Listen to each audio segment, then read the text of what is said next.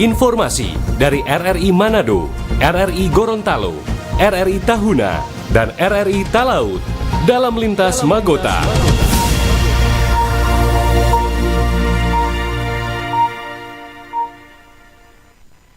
Pukul 17 waktu Indonesia Tengah, Radio Republik Indonesia dengan berita Magota, Manado, Gorontalo, Tahuna, dan Talaut.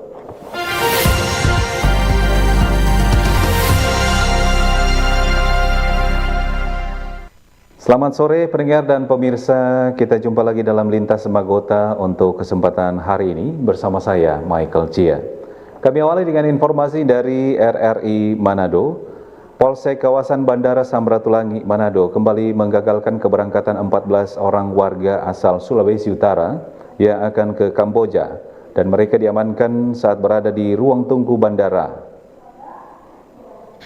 Polsek kawasan Bandara Samratulangi Manado, Sulawesi Utara berhasil menggagalkan keberangkatan 14 orang warga yang diduga akan diberangkatkan ke Kamboja untuk dipekerjakan secara ilegal. Penangkapan dilakukan saat ke-14 warga tersebut berada di ruang tunggu Bandara Internasional Samratulangi. Mereka diamankan berdasarkan laporan dari pihak keluarga yang merasa curiga terhadap rencana keberangkatan mereka ke luar negeri. Para korban berasal dari sejumlah daerah di Sulawesi Utara, antara lain Bolang, Mongondo, Kota Bitung, Minahasa, Manado, dan Kabupaten Minahasa Utara. Mereka berusia antara 19 hingga 30 tahun. Berdasarkan pengakuan para korban, mereka direkrut oleh seorang teman yang kini berada di Kamboja dengan iming-iming pekerjaan sebagai admin judi online atau disebut juga sebagai scammer. Mereka dijanjikan gaji berkisar antara 15 hingga 20 juta rupiah per bulan. Berangkat Kamboja siapa yang rekrut? Ada teman Kerja di Kamboja. iya Baru dia janji apa? aku saya kerja Kerja di mana? scammer Tiket dari mana? dorong yang kasih Dari Kamboja. iya Ada mau berangkat? Apakah orang tua tahu? Baik tua tahu. enggak Gaji di Kamboja orang bilang berapa? 15 15 juta. iya Setelah di bandara Kepala Polsek kawasan Bandara Samratulangi, Inspektur Polisi 2 Marsi menyampaikan bahwa sejak awal tahun 2025, pihaknya telah menggagalkan keberangkatan sebanyak 47 warga Sulawesi Utara ke Kamboja yang diduga akan menjadi korban tindak pidana perdagangan orang atau TPPO. Ya, kronologisnya seperti biasa ya, kita mendapat informasi dari berbagai sumber yang sudah kita galang, kemudian juga dari keluarga-keluarga dari yang bersangkutan bahwa ada warga Sulawesi Utara yang akan berencana berangkat ke luar negeri menjadi tenaga kerja. Dari situ kita sudah mendapatkan nama-namanya, kemudian kita bekerja sama dengan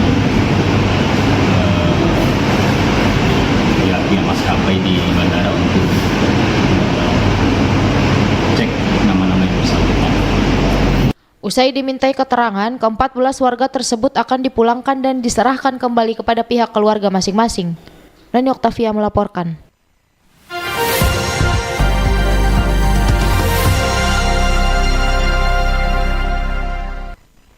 Selanjutnya kita akan dengarkan informasi dari RRI Gorontalo. Pemerintah memberikan perhatian serius terhadap penyandang kebutuhan khusus seperti disabilitas dan lansia. Bentuk perhatian tersebut dapat diwujudkan melalui pembenahan sarana penunjang pelayanan publik yang dibutuhkan. Berikut kita dengarkan informasi dari Hendra Rauf. Penyandang kebutuhan khusus seperti disabilitas dan lanjut usia atau lansia harus mendapatkan pelayanan khusus dari lembaga pemerintah maupun swasta. Layanan khusus tersebut sangat membantu bagi penyandang kebutuhan khusus ini dalam melaksanakan berbagai rutinitasnya. Ida Saida, Wakil Gubernur Gorontalo pada peringatan Maulid Nabi Muhammad SAW di lingkungan disabilitas dan lansia mengemukakan ketersediaan layanan publik seperti kursi prioritas bagi para lanjut usia di instansi pemerintah, dalam hal ini perbankan, sangat diperlukan karena lanjut usia ini merupakan nasabah. Menurut Wagub, kursi prioritas bagi lansia tersebut sangat membantu dan harus disiapkan oleh lembaga negeri maupun swasta yang memberikan pelayanan publik di daerah ini. Ketersediaan kursi prioritas untuk lansia ya, apalagi di perbankan dan fasilitas umum itu sangat diperlukan ada kursi prioritas untuk lansia karena mereka juga salah satu nasabah sehingga kepedulian terhadap lansia itu harus lebih lebih tingkatkan lagi. Sementara itu, Kepala Kantor Kementerian Agama Kota Gorontalo Misnawati Nuna menambahkan sebagai mitra Yayasan Putra Mandiri yang menangani penyandang disabilitas dan lanjut usia, pihak Kemenak Kota Gorontalo telah melakukan penandatanganan MOU dengan yayasan tersebut. Alhamdulillah kami itu sudah punya MOU ya dengan yayasan ini, Yayasan Putra Mandiri sejak tahun 2023 yang lalu. Jadi intervensi kami untuk mereka para lansia dan disabilitas ini lumayan cukup banyak ya. Kita punya program inovasi Posabari.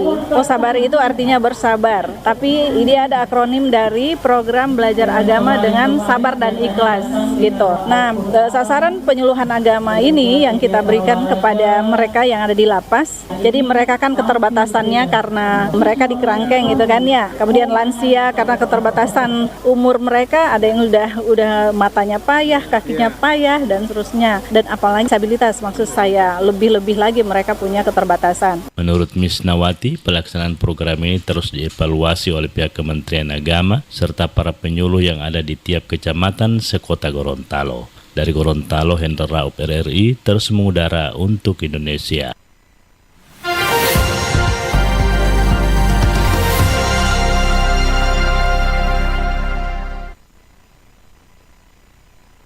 Halo pendengar dan pemirsa, pemerintah Provinsi Gorontalo mengantisipasi penurunan transfer ke daerah tahun 2025 dan investasi menjadi salah satu fokus yang akan didorong oleh pemerintah dalam menjaga ekonomi masyarakat dan daerah. Penurunan alokasi dana transfer ke daerah TKD sebesar 29% dalam rancangan anggaran pendapatan dan belanja negara RAPBN tahun 2026 menjadi perhatian serius pemerintah Provinsi Gorontalo. Pasalnya selama ini pemerintah daerah di Gorontalo masih sangat bergantung pada dana transfer dari pemerintah pusat untuk mendanai berbagai program pembangunan dan kegiatan pelayanan publik. Jika alokasi TKD dalam RAPBN 2026 disetujui oleh DPR RI, maka dipastikan ruang fiskal pemerintah daerah akan semakin menyempit. Gubernur Gorontalo Gusnair Ismail mengatakan kondisi ini perlu diantisipasi oleh seluruh jajaran pemerintah Provinsi Gorontalo. Pemerintah harus mampu memaksimalkan seluruh potensi yang dimiliki daerah guna meningkatkan pendapatan asli daerah sehingga mengurangi ketergantungan terhadap dana transfer. Efisiensi anggaran dari pemerintah pusat masih akan terus berlanjut sampai pada 2026. Sudah tentunya kita berpikir ketika APBD kita kurang atau tidak mencukupi, pikiran kita akan lari kepada meningkatkan pendapatan dalam daerah, terutama dari pajak dan lain-lain. Akan tetapi saya dengan tegas menyatakan bahwa kondisi masyarakat kita belum memungkinkan untuk kita melakukan kajian. Oleh sebab itu, maka peran daripada investasi menjadi sangat-sangat strategis. Sementara itu, pengamat ekonomi dari Universitas Negeri Gorontalo UNG, Profesor Amir Halid menilai penurunan TKD dalam RAPBN 2026 dipengaruhi oleh berbagai faktor di tingkat nasional. Selain adanya kewajiban pembayaran utang luar negeri, sebagian besar alokasi APBN diarahkan untuk mendukung program-program prioritas Presiden seperti Koperasi Desa Merah Putih dan Makan Bergizi Gratis yang juga berjalan di tingkat daerah. Profesor Amir mendukung langkah pemerintah daerah dalam mendorong investasi karena sektor ini dapat memberikan multiplier efek bagi daerah. Sebenarnya bukan istilah pemotongannya, tapi realokasi. Nah, tentulah ini terasa sekali di daerah, dan saya sering mengatakan dokumen teknokratisnya ini penting sekali untuk harus pemerintah pusat. Bagaimana caranya meyakinkan daerah, mulai dari provinsi dan kabupaten kota, bahwa ini ya new polisi ekonomi. Karena anggarannya diarahkan, direalokasi ke pemeriksaan kesehatan gratis, MBG, kemudian juga ada Koperasi Merah Putih. Nah, ini yang memang perlu bacaan sama-sama bagaimana melakukan penafsiran dalam kerangka kebijakan ekonomi daerah itu yang tepat. Sembari kita tetap mendorong investasi. Pemberian kemudahan dalam perizinan serta penyederhanaan birokrasi menjadi kunci penting untuk menarik investor datang ke Gorontalo. Semakin banyak investasi yang masuk dan berjalan dengan baik, dampaknya akan positif bagi pertumbuhan ekonomi daerah maupun kesejahteraan masyarakat secara umum. Dari Gorontalo, Andi Sanga, Pro 1 RRI terus mengudara untuk Indonesia. Lintas Magota, Manado, Gorontalo, Tahuna, dan Talaut.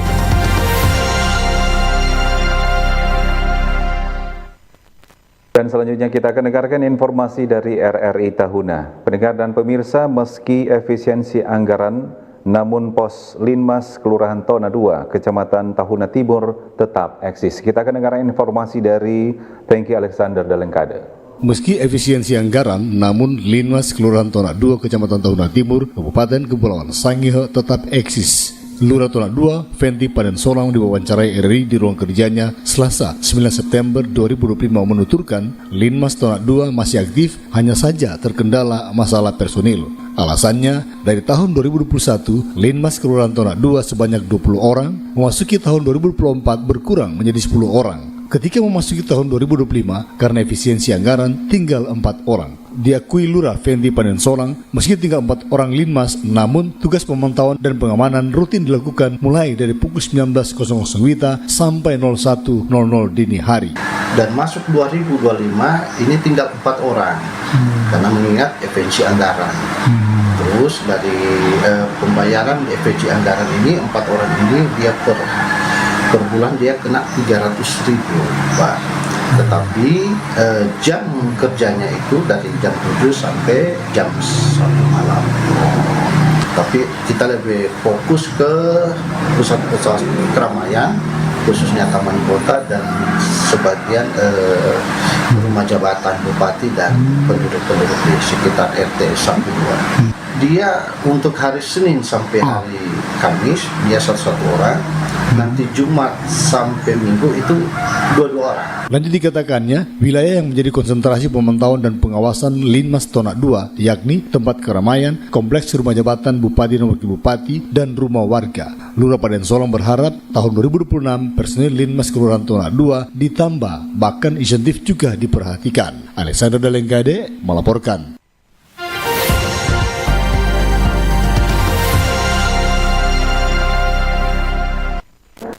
Dan mengakhiri Lintas Magota sore ini, kita akan dengarkan informasi dari RRI Talaut. Peringatan pemirsa, harga beras di Talaut turun, masyarakat bersyukur pangan sudah terjangkau. Informasi bersama dengan Marsuki Mangero. Harga beras premium di pasar tradisional Melengwane, Kabupaten Kepulauan Talaut, Sulawesi Utara mulai menunjukkan tren penurunan. Idris, salah satu pedagang beras di pasar Melengwane, mengungkapkan harga beras premium seperti merek 2 Merpati yang sebelumnya dijual Rp18.500 per kilogram turun menjadi Rp17.500 per kilogramnya. Menurutnya, penurunan harga beras terjadi karena stok beras yang melimpah. Stok beras masuk dari luar daerah cukup banyak. Orang yang Berapa dia? 350.000. 350. Kalau sebelumnya dia berapa dia? Sebelumnya dia 365. 365. Nah, sekarang turun sedikit dia. Harus turun sedikit ya. Kalau yang 10 kilo, 5 kilo? 10 kilo dia 185. Daya beli masyarakat bagaimana? Masih bertahan juga dia. Masih normal. Iya, normal. Ya. Jadi cenderung turun harga beras ini. Dia turun 1.500. Sementara menurunnya harga beras disambut gembira para konsumen. Mia, salah satu pembeli, mengungkapkan merasa senang dengan penurunan harga beras. Ia berharap harga beras terus turun. Masyarakat sangat senang dengan adanya harga turun beras ini. Apalagi dengan ekonomi sekarang yang lagi sulit. Jadi kami masyarakat berharap agar supaya beras terus turun menjadi seperti harga semula. Sementara beras premium merek lain seperti Permata yang ukuran 20 kg yang sebelumnya dijual Rp230.000 per kilogram, sekarang turun menjadi Rp325.000 per kilogramnya. Dari Melengwane, Kepulauan Talaut, Marsuki Mangero, Pro 3 RRI terus mengudara untuk Indonesia. Dan sekian Lintas Magota sore ini, saya Michael Cia. Selamat sore.